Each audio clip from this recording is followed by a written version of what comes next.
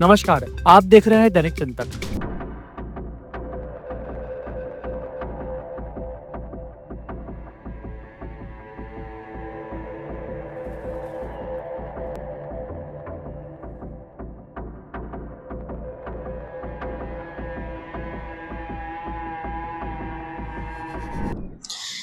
Chhattisgarh Swami Vivekananda technical university के धोखाधड़ी वाले मामले में पुलिस की जांच अब लगभग पूरी हो चुकी है।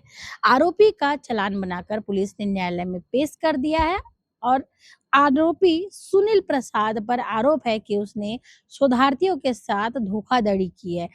फर्जी रूप से उनसे वसूली की गई है और वसूली के पैसों को online betting app, share trading और खुद के निजी खर्चे में इस्तेमाल किया गया है। दरअसल पूरा मामला जो है नवंबर 2025 में सामने आया था, जब कुछ विद्यार्थियों ने ये शिकायत की थी कि फीस देने के बाद भी यूनिवर्सिटी के वेबसाइट पर उनका जो डाटा है वो अपडेट नहीं हुआ, जिसके बाद विद्यार्थियों ने शिकायत की और शिकायत पर पुलिस ने संज्ञान लेकर जांच शुरू की गई। विद्यार्थियों के पास जो ट्रांजैक्शन के सबूत थे वो शुरुआत में 30-30 हजार रुपए फीस वसूले गए थे इन शोधार्थियों से और उसके बाद भी उनका डाटा जो है अपडेट नहीं किया गया था।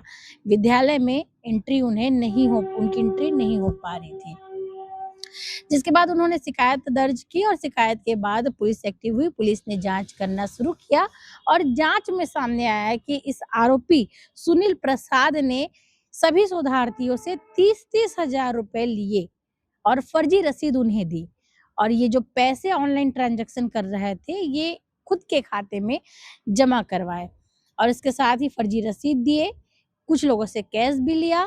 जब पुलिस ने मामले की जांच की तो जांच में जो शुरुआत में जो सामने आया वो ये था कि लगभग 10 लाख रुपए का ट्रांजैक्शन लेन देन जो है वो 10 लाख रुपए का शुरुआत में सामने आया, लेकिन धीरे धीरे जब जांच बढ़ी तो ये मामला करोड़ों में चला गया।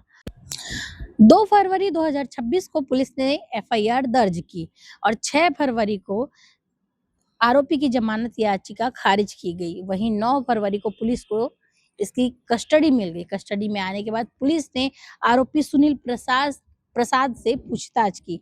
पूछताछ में कई बातें खुली और इसके बाद सुनील के पत्नी के भी बैंक खाते जो है वो खंगाले गए। दोनों का जॉइंट अकाउंट था और दोनों के इस अकाउंट को खंगाला गया और खंगालने में 1 करोड़ 80 लाख का लेन-देन पुलिस को मिला। जब पूछताछ की गई तब सुनील ने पूछताछ में सारी बातें उगली। उसने बताया कि किस प्रकार से वो इन शोधार्थियों से पैसे लिया करता था, वसूली किया करता था और इन पैसों को वो किस तरह इस्तेमाल कर रहा था। ऑनलाइन बेटिंग ऐप ड्रीम 11 जैसे सट्टा ऐप में पैसे लगा रहा था, शेयर ट्रेडिंग कर रहा था और इसके साथ ही अपने निजी खर्चे भी इसी पैसे से वो कर रहा था।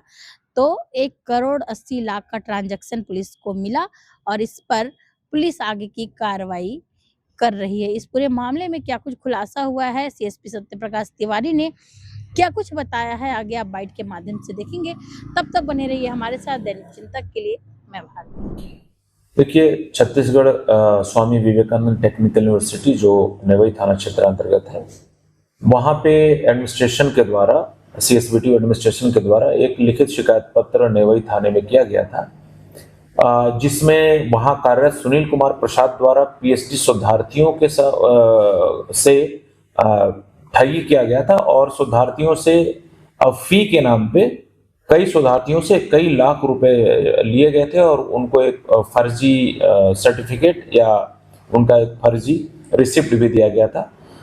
इंटरनल इंक्वायरी में जो वहाँ पे कार्यरत सुनील कुमार प्रसाद था उसके विरुद्ध पर्याप्त उनके द्वारा उसमें संलिप्तता पाई गई थी, जिस पर से अपराध कायम किया जाकर के प्रकरण में सुनील कुमार प्रसाद को गिरफ्तार किया गया था। प्रकरण की विवेचना के दौरान सुनील कुमार प्रसाद के द्वारा प्रकरण में पर्याप्त साक्ष्य पाए जाने से गिरफ्तार किया जाकर के न्यायालय में उनको के माध्यम से उनको न्यायिक रिमांड पर भेजा गया था और प्रकरण में अभियोग पत्र सुनील कुमार प्रसाद के विरुद्ध माननीय न्यायालय में प्रस्तुत किया जा चुका है। उनके द्वारा जो पैसा अकाउंट मिला है वो कहाँ पे इन्वेस्ट किया गया, क्या कुछ जानकारी, बड़ी रकम उसके सामने आएगी?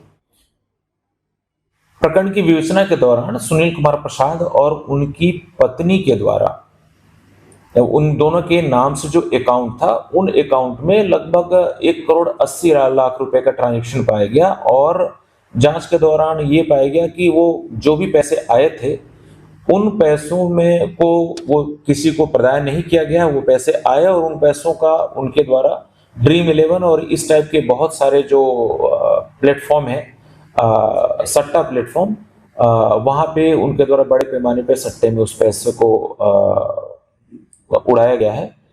प्रकरण में सुनील कुमार प्रसाद के अतिरिक्त CSVTU एडमिनिस्ट्रेशन से किसी भी अन्य व्यक्ति की संलिप्तता के कोई साक्ष्य इस प्रकरण में चूंकि नहीं पाए गए थे, इसलिए केवल सुनील प्रसाद की ही इसमें गिरफ्तारी की है और उनके विरुद्ध चालान प्रस्तुत किया गया है।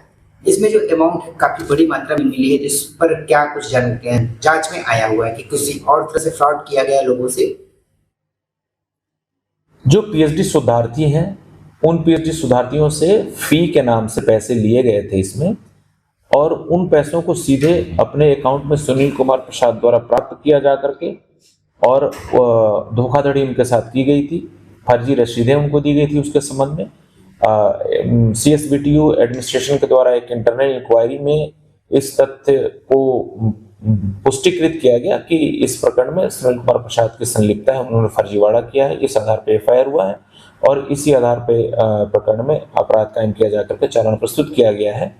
जो भी पैसे सुनील कुमार प्रसाद द्वारा प्राप्त किया गया है, उन पैसों का इनके द्वारा स्वयं दुरुपयोग किया गया है और सट्टेबाजी में उस पैसे को उड़ाने, ड्रीम 11 टाइप के जो गेम होते हैं उसमें उन पैसों को खर्च किए जाने के पर्याप्त उसमें प्रमाण पुलिस के द्वारा पाए गए थे। धन्यवाद। आप देख रहे हैं दैनिक चिंतक। आगे की अपडेट के लिए बने रहे हमारे साथ। हमारे चैनल को लाइक, सब्सक्राइब और शेयर करना ना भूलें।